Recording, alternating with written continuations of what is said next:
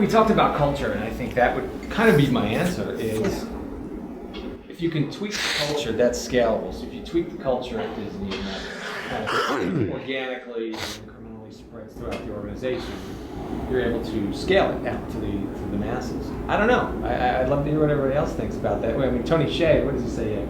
Take care of the culture and everything else will come in your business. Well, it has to start from the top. I mean, you can't have a culture where the CEO is a douche.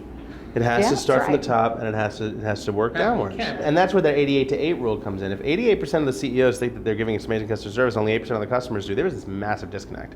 So the first thing you have to do is have the, that's why What's More Called is so damn successful. Undercover Boss, you know, it's such an unbelievably successful show. When you're a CEO at a high level company, you're surrounded just by nature by a lot of yes men.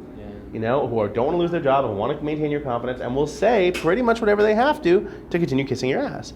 That's not the best way to work, but it's something that's very hard to change. The best way to start is go into the trenches, see what's going on, be a customer, wear a hat, put a hat on your head, spend the day with your company.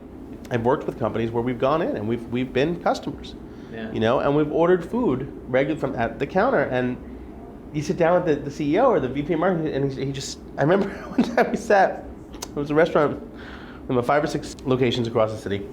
And we went into 2 of them and we ordered the same food in each one. And not only was the food not the same as it should have been, but the way the order process took place was just miserable. I remember we sat down at the table and we were unwrapping our food, and I just look over and he's just sitting there like this. And I'm like, what's going on? He's like, I don't know what to do. I had no idea. He was shell-shocked. Because everyone around him, oh, numbers are great, everything's happening. And he was floored. But I guarantee you, changes took place. Jay Scheid, advertising. Used to walk the floor, everybody shake hands. The stories you'd hear about, you know, Walt would go down and walk Main Street and pick up garbage. As did Michael Eisner, and as does Bob Iger organized it, because they know it's such a huge part of the culture. And every single cast member is out there watching what they're doing. Everybody's watching you. Yeah. When you're an executive, when you're a supervisor, especially when you're anywhere in those leadership ranks, every single person that works for you is watching you, and they're taking their cues from you.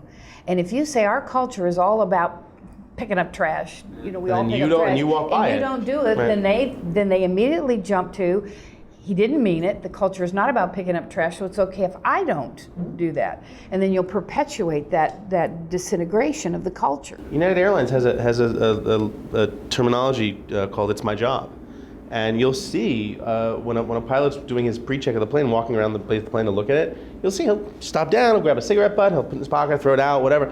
You know, no job is too small. There's ramp agents who, as they're leaving the airport to go home, will direct you to where you need to go because that's their job. I think that really matters. And again, it's not a hard thing to do, but it has to come from the top down. Yeah, I could not agree more. Peter, maybe you have some take on this. You know, I think